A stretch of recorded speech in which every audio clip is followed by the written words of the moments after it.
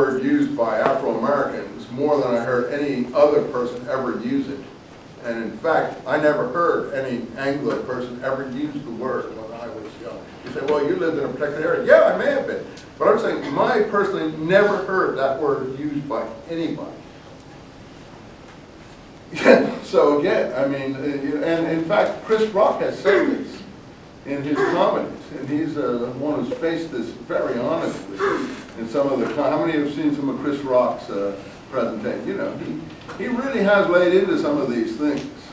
And so you say, what, are you trying to excuse anything? No, I'm not excusing anything. I'm just saying that that is not going to help your own community to think that is the way other people are behaving. Again, there may be some Southerners who talk like that, and some poor whites who talk in this way in the industrial belt. But I don't think that represents the majority of white people. A lot of you people from Anglo backgrounds in this room, and you'll have to think of your background. Did you ever hear anyone use that term in your household? I never did, ever. And I never heard any friend of mine use it. And I never heard any of my parents' friends ever use that word. It was totally non-used. It's been more used recently because of the way people in the rap and other type of environments have thrown it around and made it a more acceptable usage. Again, all I can say is that I don't know who he's talking about. There are people like this, but it's certainly a total stereotype. So again, you can only be destroyed believing what you said, what the white world calls a nigger. Well, the white world doesn't use that word in general. Only a certain part of the white world ever used that word. Perhaps Southern racists did. And no one in the North that I encountered used that word.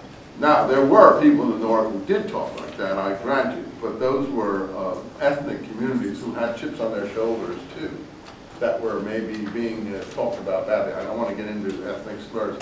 I know it's known in the Irish world that there were attitudes of this kind because of the competition when the Civil War period came for jobs on the waterfront in places in New Orleans, and that was that became an issue in the race riots in New York City among the Irish areas of America. But they were encountering some of their own problems, and maybe some of the other ethnic groups may have talked like this. Perhaps mafia type people-minded might have spoken of this in this way. But that isn't the rank and file of all Anglo white people by any means. Yeah, I'm not trying to gainsay it totally. What I'm trying to say is that it's an extremely overstatement of what the situation was, and it causes, I think, a reaction that is negative in the person that you're talking to about. So, that one word that he has there, that's how supposedly the whole white world speaks. That is just totally inaccurate. And that's what Malcolm X is saying too. So there are issues here that, now on the other hand, you can say that we're saying these things in order to wake people up and to make people more conscious of that. And if that's the case, then I think it's appropriate. If you care about history too, it's a difficult situation.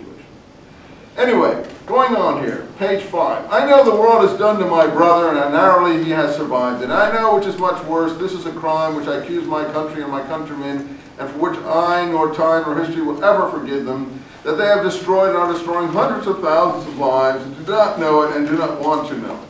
That may be an accurate statement. And I may be one of the people he's talking about. Do not know it and do not want to know it. So that could be pretty accurate, and that's a more reasonable presentation of what he said previously. So, my namesake, page 6. These innocent and well-meaning people, that could be accurate. Your countrymen have caused you to be born under conditions not very far removed from those described by Charles Dickens. Now, I hear the chorus of the innocent screaming, no, this is not true, how bitter you are. Yes, that's exactly, I guess, what I was just saying here.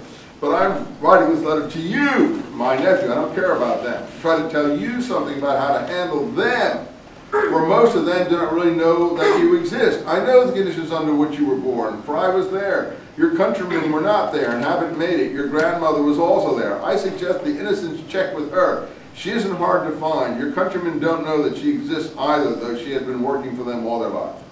He's talking about house, person, maid, if you want to call it that, acting like they don't know that she exists.